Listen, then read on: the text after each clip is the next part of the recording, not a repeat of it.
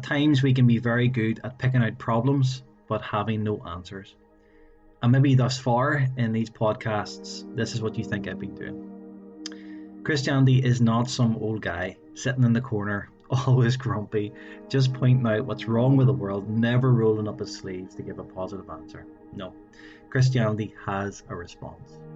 It has an origin story that, although difficult to understand in all of its details and imagery, it helps us navigate our beginnings. And this is what we're going to look at in this episode today. So if you've ever had questions or criticisms about Genesis 1, this is for you today. Failte go, good news for Armagh. This is the podcast that looks at the big questions of the universe and of our hearts.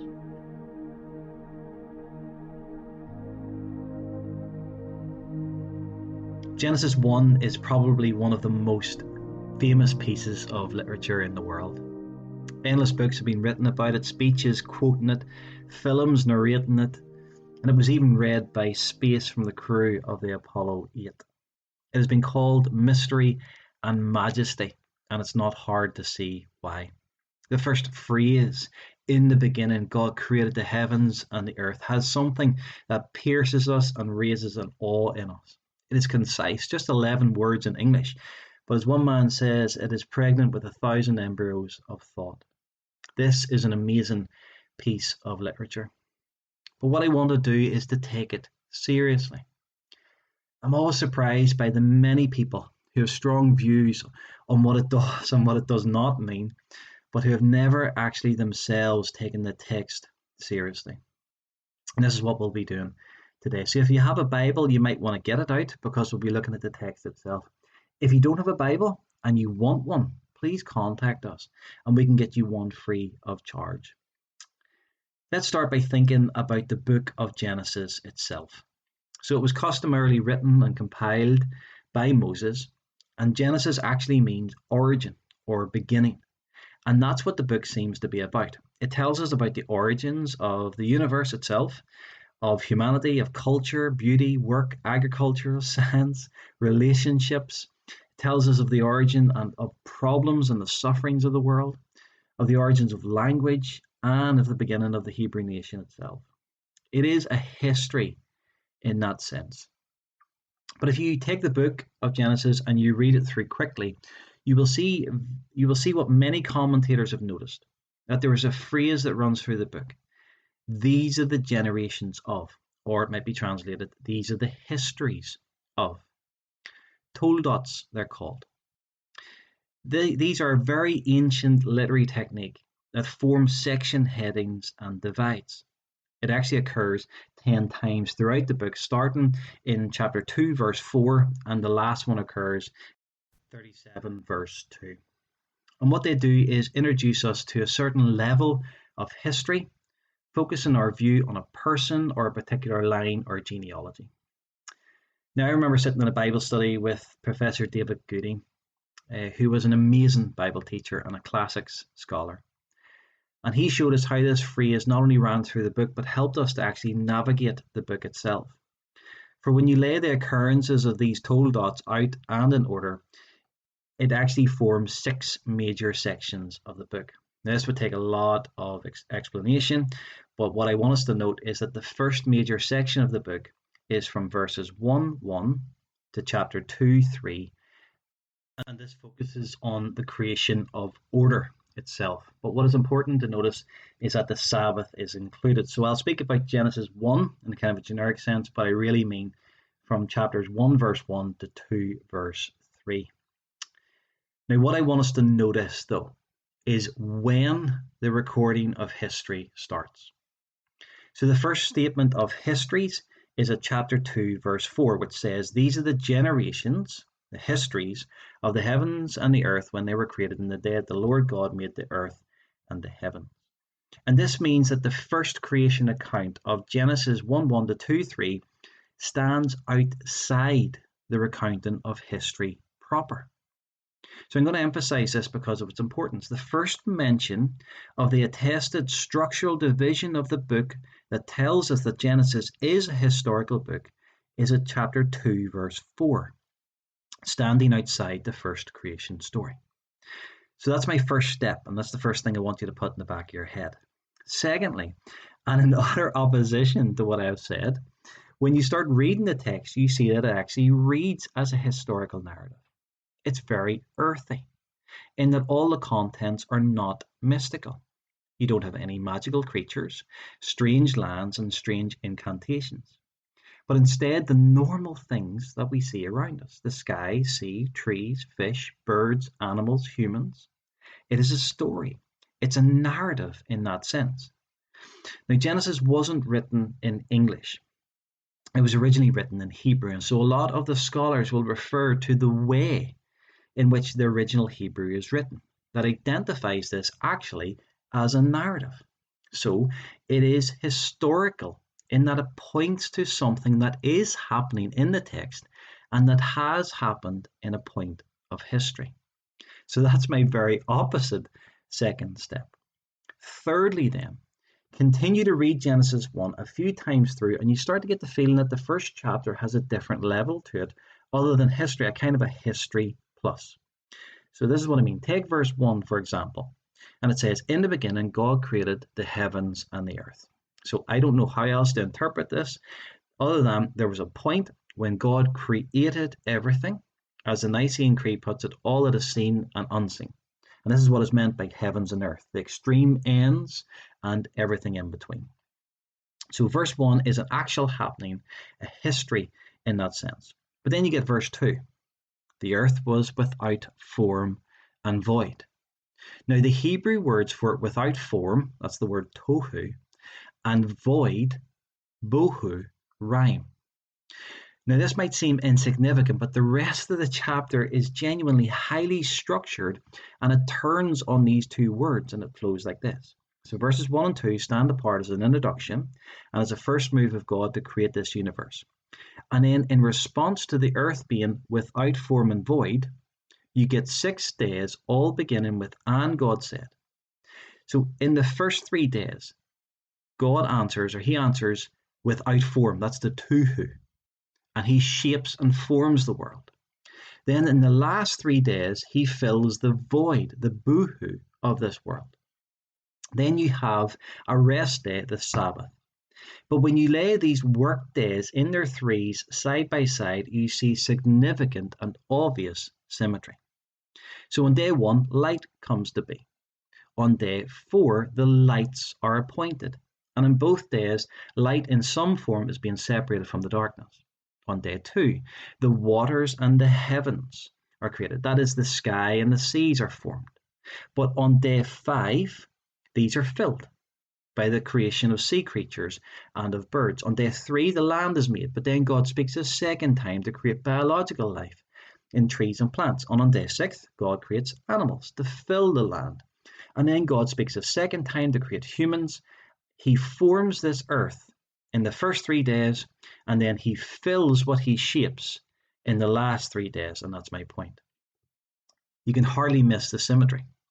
This is carefully ordered, it's meticulously structured, and it is based on the rhyme of without form and void, or tuhu and boohoo.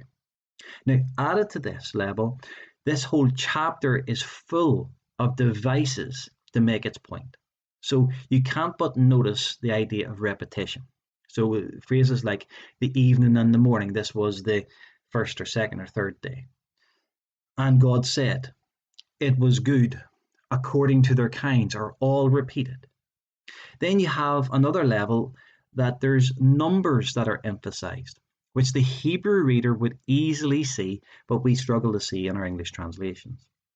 And they particularly revolve around the number 7, which is seen as the number of completion and perfection. So there are 7 days. The words God, expanse, earth are all repeated in multiples of 7. God occurring 35 times, heaven and earth 21 times. In addition to this, the first verse has 7 Hebrew words. The second verse has 14, and the concluding paragraph of chapter 2, verses 1 to 3, has 21 words. All the 3 different phrases having 7 words each. So there's obvious symmetry, There's definitely repetition and there's a play on numbers, and you can see that this chapter is doing something, and it is history plus. So the text is doing something other than just recounting history to us. Now, this has led some to say that Genesis 1 is a creation poem, or that this is figurative of God building his cosmic temple to dwell on the earth. Now, I'm not sure personally that I'm satisfied with this. Surely there is poetry here, but then there's also that history, remember. But yet, on the other side of the coin, it stands outside of history proper. It is doing something, but it is being told in imagery, repetition, and symmetry. It is what some have called elevated prose. It is history with device. It is poetry, but prose. It is an origin story in that real sense. Now, I'll repeat, it's not a myth. It is telling us about something that has happened, but it is not telling us every detail of how it has happened. Like, notice that. We're not given that information. And it seems to me that this is not just telling us history or the how of our origins, but it is telling the why through device. And it is emphasizing why this universe was created. And to me, that is the bigger question that we have. Now, the how and why questions are different levels of explanation. So if you were driving through the center of town and I asked you, how do those lights at the side of the road work? You might start to talk to me about resistors and transistors, about the flow of electricity, about photons, and the frequency of light that makes green, amber, and red. And all of this is helpful in explaining how the lights work. But if I asked you why that light was there, you would talk to me about other cars on the road and the need to stop and to let others through and safety and so forth. Now, the point is that you need to know the why, but not necessarily the how. Both explanations, I think, are here in Genesis 1, but it is why heavy. The language used, the structure used, the climax of day 6, the rest on day 7, none of that is needed if you're just dealing with the how question. So let's take a breath and step back a second and begin to bring this all together. Every one of us will have 4 big philosophical questions that we will ask ourselves at some point in our life. And namely, this is what they are. Number 1, where do I come from? Number 2, what is life? Number 3, what am I? And number 4, where am I going? Now, I think that Genesis in its first 9 chapters will answer all of these 4 questions, and that's what it's doing. But in chapter 1, verse 1 to 2, 3, this answers the first big question. Namely, where do I come from? And my point is this, is that this is Christianity's origin story. Genesis 1 is making sense of our universe. And you see this because the account is so earth-centered. Though it speaks about the universe, it addresses us and begins with what we recognize and trust and know to be true. Again, there are no mythical beasts, no stories in that sense. There's nothing foreign in the text. Anything supernatural comes from a God who has no rivals, who is in control, and who uniquely has an immense interest in humanity, and so is someone who we can intuitively trust. In this, the story breeds a natural confidence in us. We can trust it because it brings us to the domains that we know: earth, seas, sky, heaven, and it's all from our view, with the divisions of animals, bird, fish, and humans into their appropriate domain. It begins by addressing humans by what is both familiar and first for us. It is making sense of our world. And this by far is what I want us to see, that it does make sense. That initial intuitive trust of the text is true. It is an origin story for every time and every era of this world that works and seems to be true to what we know. Now, that may not make sense at the moment, but hopefully it will as you see this work out. But what I want to think about is this text on 2 levels. I want to think about the ancient mind and the modern mind. How would the ancient mind have read it? And how should we read this text now? So let's think about firstly the ancient mind. So if you were to read this origin story back in ancient pagan world, what would have looked like, or what would you have thought? Now, some ancient creation myths have been discovered, so we kind of have a fair idea of what they believed. And they were, without exception, all polytheistic. They believed in many gods. And in this kind of setting, the first thing that you would have been struck by was the fact that there is one God in Genesis 1. And this is unique to Genesis, that this one God is the sole creator of everything, even of those things that they would have deified. And this idea would have cut across the ancient Eastern ideas of origins. And so in the Genesis account, there are ways that Moses describes things that would have raised the ancient eyebrow. So take day 4, for example. So instead of mentioning names for sun and moon in verse 16, he says the greater and lesser lamps.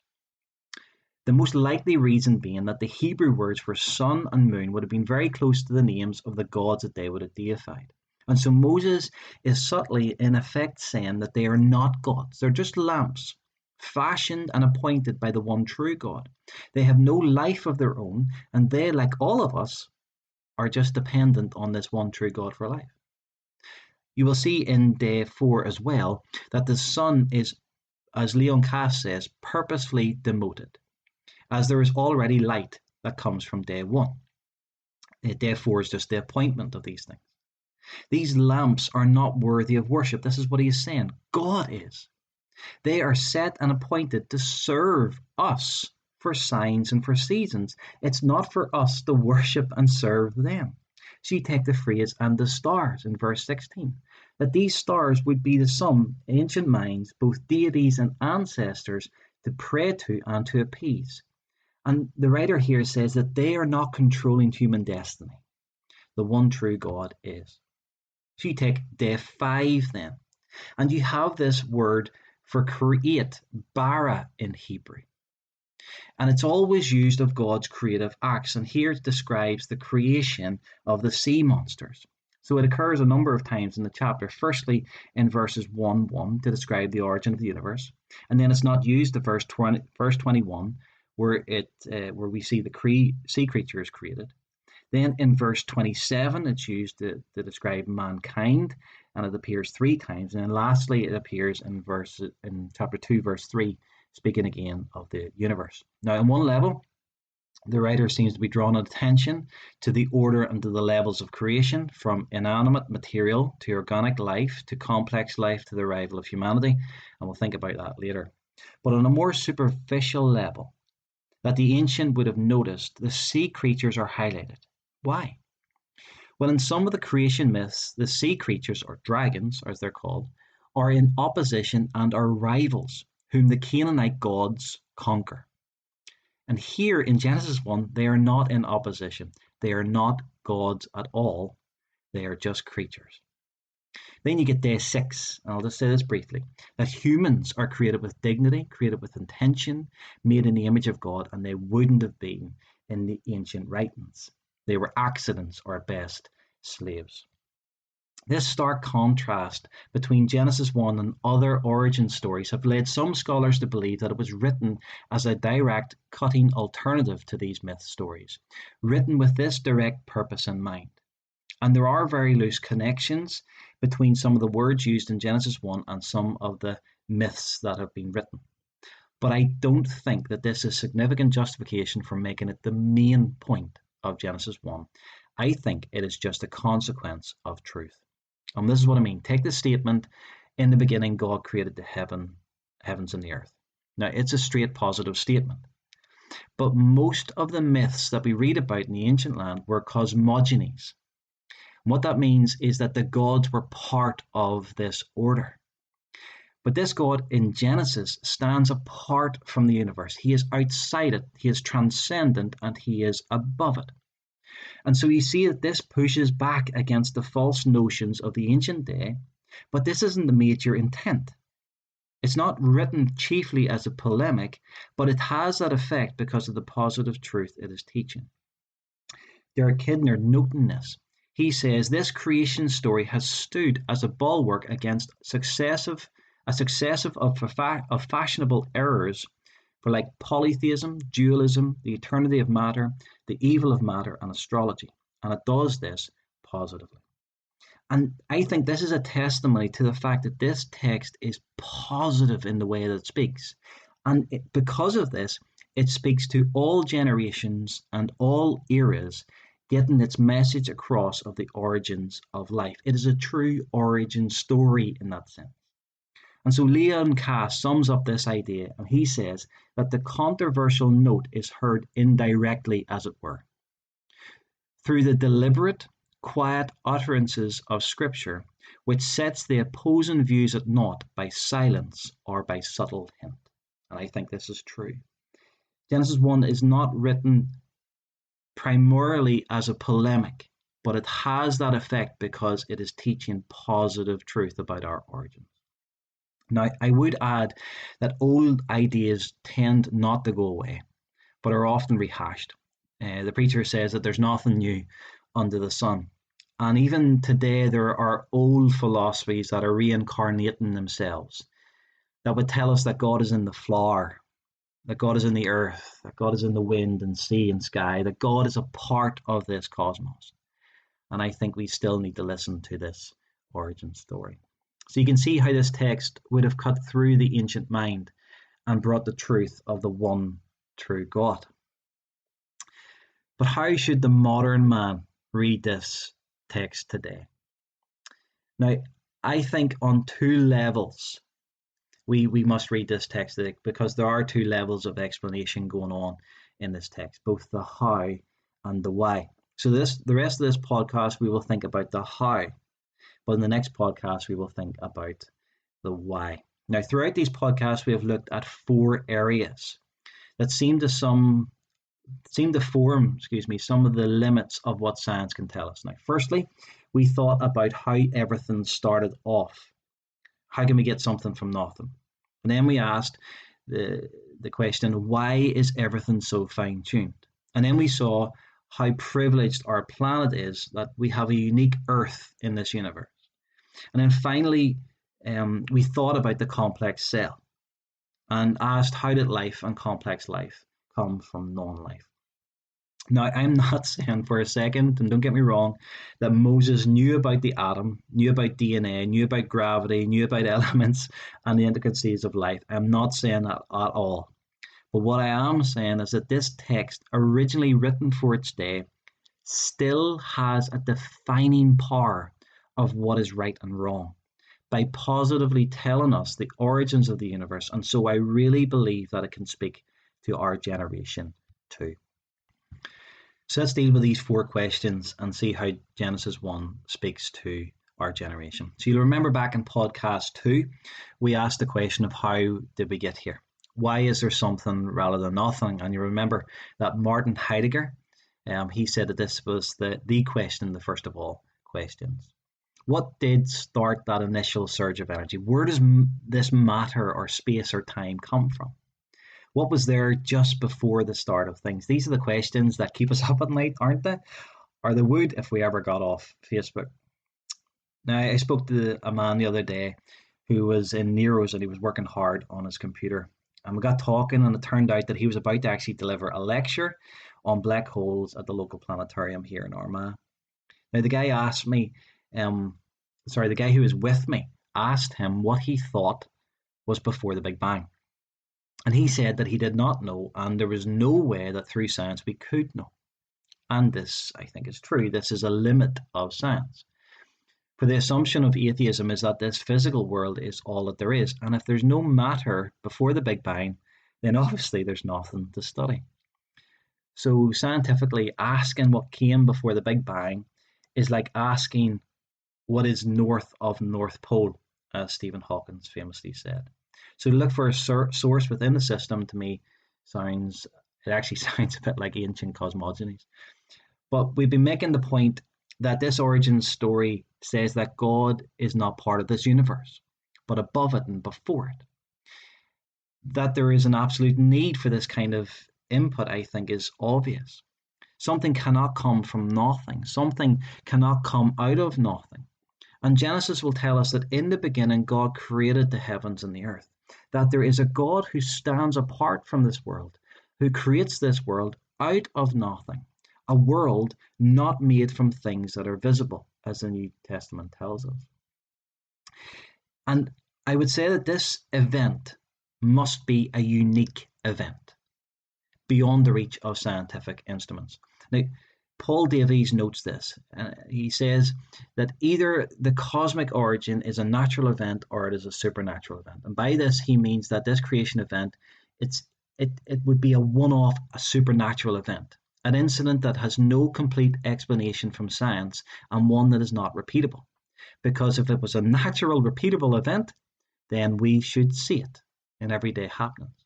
So, natural or supernatural, these are the alternatives. The scientific community don't talk about supernatural, obviously, but they will talk about the singularity, a point in time in which the laws of physics and everything we know break down. And this is what Genesis is emphasizing, that this is unusual, that God is creating, not making, but creating. And it's important to get a hold of the difference. Creation is out of nothing. That something new is inputted into the system, but making is using the materials already there. So this is outside the realm of physics. For again, if it was an event within the normal laws of physics, why just once? Why not again? Should it not be repeatable? So John Leslie, the famous philosopher, he said, it would be exceedingly odd if the physical processes behind the creation event bore this label, this mechanism operated only once. No, this is not natural, it's supernatural. It is God creating in a one-off process. And Genesis will tell us something different from cosmogonies. I think it'll tell us something sensible. That there is a God who is not part of this universe, but above it, before it, beyond it. And that he has injected energy into it. In the beginning, God created the heavens and the earth. And he gave us the ultimate free gift of life itself. He created time in the beginning. He created space, the heavens. He created matter, the earth. And I think that this is reasonable. It's more reasonable than a universe appearing through Hawking's law of gravity or the nothing of a Krauss. Like, can you see how this text actually answers our question? That there is something and someone who stands outside this earth with enough power, enough wisdom, enough will to create this universe. Now here, this is where I'm going to digress. I'm going to go beyond the natural evidences of science to the level of revelation and history, because the Bible's story doesn't stop in Genesis 1. But we must go beyond physics and cosmology, as we cannot study what's not there, as I've said already, because there is nothing physical to study before the start. Now, it is the Christian claim that we can know what is behind creation because God has chosen to reveal himself and tell us. And this is what the Bible is. It is the record of God's intervening in history and revealing who he is. Now, this origin story was given to Moses on some level by God, and it teaches us that there is someone behind this universe. But to a greater degree, the ultimate evidence for believing that there is something before this creation, something more to this material world, is Jesus Christ himself. The Apostle John said, in the beginning was the Word. That is, Jesus Christ here he's called the Word, who was with the Father and through whom all things came to be. He then, Jesus Christ, became flesh, became a human. He historically came. God has come into this world to tell us what this world is about. Like, do you see that? I don't think people take the fact of Jesus in history seriously enough. You see, there's no real doubt amongst the scholars that Jesus Christ appeared in history. No matter what recent popular atheists say, it is true. Like Bart Ehrman, who is an outspoken agnostic but a renowned historical scholar, recently addressed a room full of atheists talking about the historicity of Jesus Christ, and this is what he said. He said this: "This is not even an issue for scholars of antiquity. The reason for thinking Jesus existed is because he is abundantly attested to in the early sources. If you want to go where the evidence goes, I think that atheists have done themselves a disservice by jumping on the bandwagon of mysticism, because frankly, it makes you look foolish to the outside world. If that's what you're going to believe, you just look foolish. Now, you see what he is saying. He's a historical scholar, and he says it is foolish to say that Jesus does not exist in history, and you will look foolish to the scholarly world. He says that Jesus is abundantly attested to in the early sources. You might disagree with who Jesus is, but not that he existed. And you shouldn't either until you've looked at the evidence. Tom Holland, who's not a believer but an author and a historian, in his book Dominion, The Making of the Western Mind, talks about the 4 earliest accounts of Jesus' execution that were written some decades after his death, and he said about them that there is no reason to doubt the essential nature of the narrative. Even the most skeptical historians have tended to accept them. So what I'm saying is that Jesus Christ historically existed, and it's not in doubt, and that the New Testament records of his life, his death, his burial, his resurrection are reliable. C.S. Lewis, who was a Christian, but an expert in English literature, he said this. He said about the New Testament now, he said, I have been reading poems, romances, vision literature, legends and myths all my life. I know what they're like. I know none of them are like this. This is reportage, as he called it, history. That's what he's saying. So if you pick up a book, Jesus and the Eyewitnesses by Richard Bauckham, or the historical reliability of the New Testament by Craig Blomberg, you would walk away believing that Jesus historically came into this world and that the New Testament is credible. Now, my point is this, is that he did come into this world that he might show us what is right and what is true, that he might give us an answer. So it is not arrogant on that basis to give an answer to what was before. That's just responding to what is being said. But it might be arrogance to completely rule out God as an answer based on blind personal belief and preference. The question to my friend in the coffee shop still stands, but you cannot find the answer in this world, but only if God has revealed himself. Therefore, we find the answer in Genesis 1 and in Jesus Christ, who was there. And can you see how Genesis is starting to answer our questions? In podcast 3, you'll remember that we dealt with the fine-tuning of the universe, and it's nothing short of miraculous. And this, you'll remember, the fine-tuning refers to baby bear's porridge, that it's just right. That the surprising precision of nature's physical constants that make life possible are also tuned. And we must take this seriously. Even the late Christopher Hitchens said, not to be impressed by the fact that we are here rather than not here is to be too easily unimpressed. Therefore, we cannot say it is what it is, because it demands an answer, and the odds of it happening are just too great for it not to be something supernatural. Francis Collins, the former head of the Human Genome Project that mapped out humanity's genetic code, he said, the chance that all these constants would take on the values necessary to result in a stable universe capable of sustaining complex life forms is almost infinitesimal.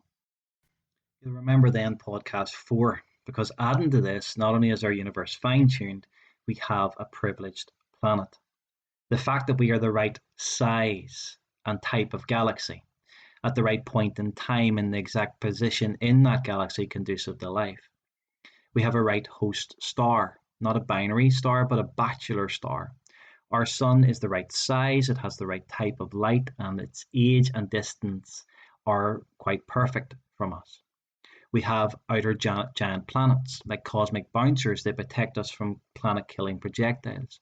We have a moon big enough and near enough to give us stability to maintain tidal control and keep our tilt stable.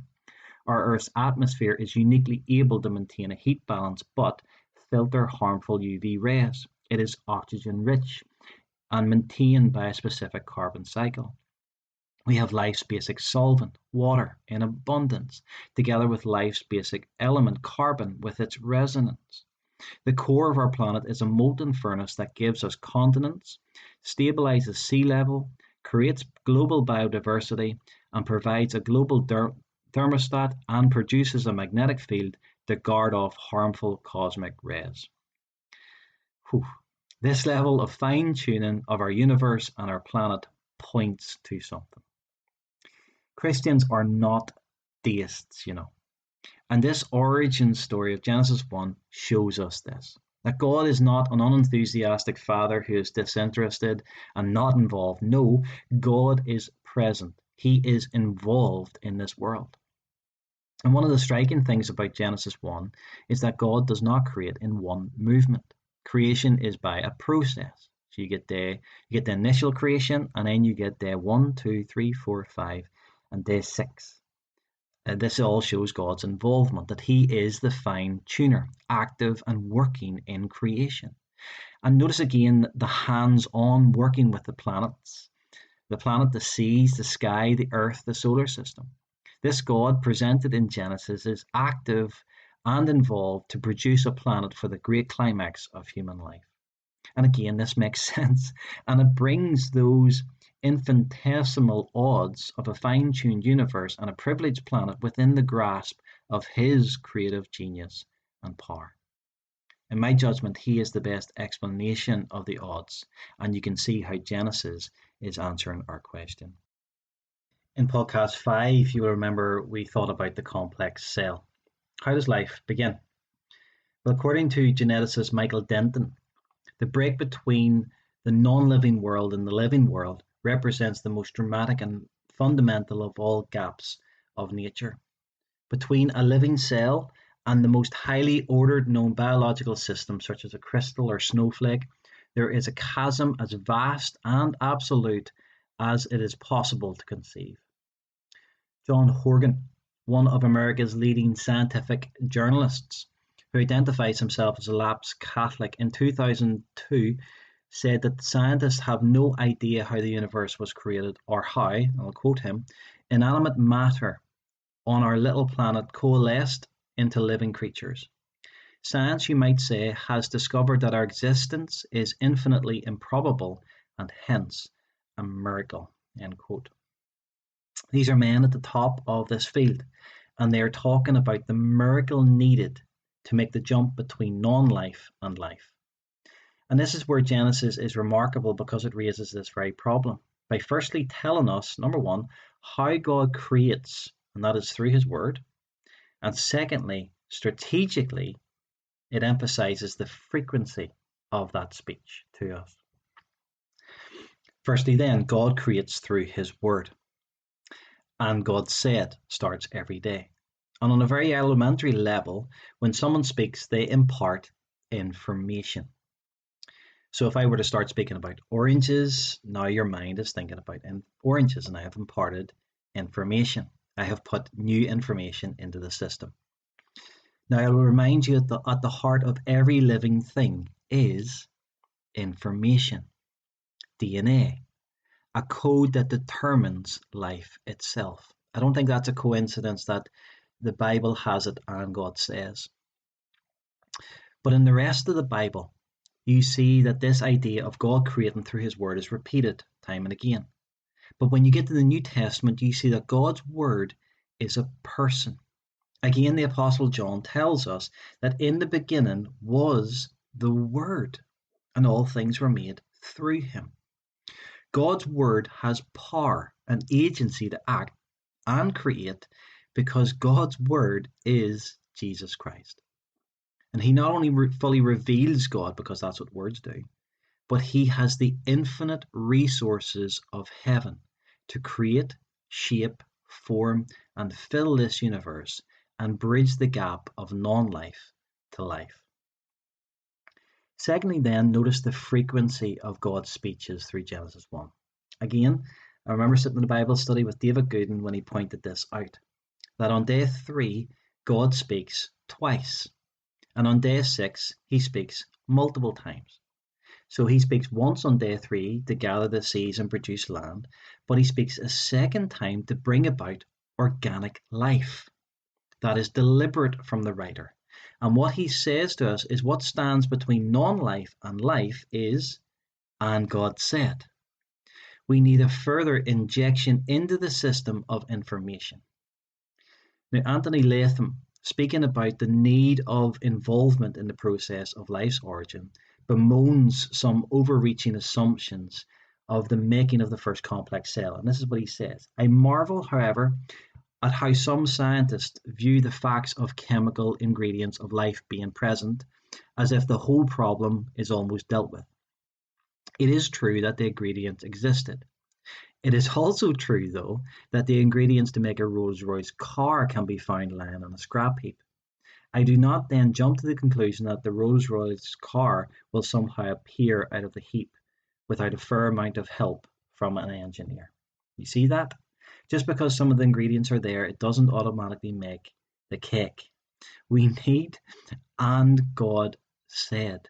And here we have a divine engineer, active and involved, speaking, creating, bringing this world into being and bridging that vast chasm between non-life and life. And you can see how Genesis 1 is answering our questions. This origin story, it just makes sense. There's a ring of truth about it that we can resonate with. Now, just as I finish this podcast today, there's a couple of things I need to mention. And what I say here is my opinion. You don't need to agree with this, but this is genuinely just how I see this text. Now, just before we leave the how, here's a couple of things. First of all, I want to emphasize something that comes from day 7. That there is a difference between creation of this universe and the maintenance of this universe. So earlier we spoke about the singularity, where all the laws of nature break down, and that is a helpful way of thinking about our origins. This was a special creation, a once-off week, done in stages, where God supernaturally broke into our world and formed and fashioned it. We should not expect this to happen today because of the 7th day, or the Sabbath. God in that day stops his work in creation. Notice that phrase. Therefore, I think that there are certain things we will not be able to sort out through science. Not that we shouldn't try. God hasn't put any no trespassing signs in any area of science that I could find. So pursue as far as we can. What I am saying is not God of the gaps thinking, that God has done it so we stop investigating. No, we take this seriously. We take science seriously, but I'm also taking this fact seriously, that this Genesis 1 is teaching us of a creator creating. He has now rested and is now maintaining. I just want to emphasize that. Secondly, what I want to emphasize is how we are to think about this week and how do we think about these days. Now for this, I'm giving you my thinking again. You do not have to agree with me here at all, but if you take the text, they are days. Now, on what level, I'm not sure. Scholars have differed down through the years, but they are actual times. So you have the initial creation event in verse 1, and then you have 6 times that we are told of that God intervened supernaturally to shape and to form this planet. Now, the way the days are written in the Hebrew doesn't mean that they have to be 7 straight concurrent days in a row. But it's more apparently like a diary entry. Day 1, this happened, and then time later, and then day 2, this happened, and then time later, and then day 3, this happened, and so forth and so forth. But you have a definition with day 6 and day 7, the 6th day, the 7th day, meaning that there was a definite conclusion to these creative acts. Again, this chapter is all about God's creative acts, but we're not told about what happens in those eons in between. So, in my judgment, at different points, God intervenes and inputs information into the system and pushes the process on to its grand conclusion. Lastly, then, what I want to emphasize that if this is written by Moses, where did he get this? I think this is a question that no one really goes near. So after the Exodus, God brought his people to Mount Sinai and gave them his law. And here Moses went up the mountain to be with God. Now, what I think is that Moses on the mountain got visionary snapshots of God's activity in 6 movements. That's why everything is from the view of Earth. That's why he doesn't see the sun, moon, and stars until day 4, where they are not made but appointed. You see, the original planet's atmosphere would apparently not be clear enough to see the heavens until there was an abundant source of oxygen that came on day 3, whenever that was. That's why the language is both historical in that the progression of days are chronological, but it is a snapshot. It's almost a vision, you might say. And this, for me personally, would fit well with how God begins and ends the Bible with Moses and John, Genesis and Revelation, both seeing God's activity in creation and in new creation, both seeing a vision of what actually happened. I think this is balanced. It's taken both books of God's revelation, both nature and the Bible, seriously. And I should say that I don't personally believe that this world or this universe is young. It is old. And God has not only created it, being the first cause of everything, but that through the ages he has broken in at different times to form and to fill this privileged planet. And in this, I see clearly that Genesis answers our questions. So this is Christianity's origin story, from the cosmic macro universe to the microcellular biology. This story is logical and coherent, with everything in its place and position. It is complex but accessible. It moves our emotions and satisfies our minds. It tells us where we are from and who we are.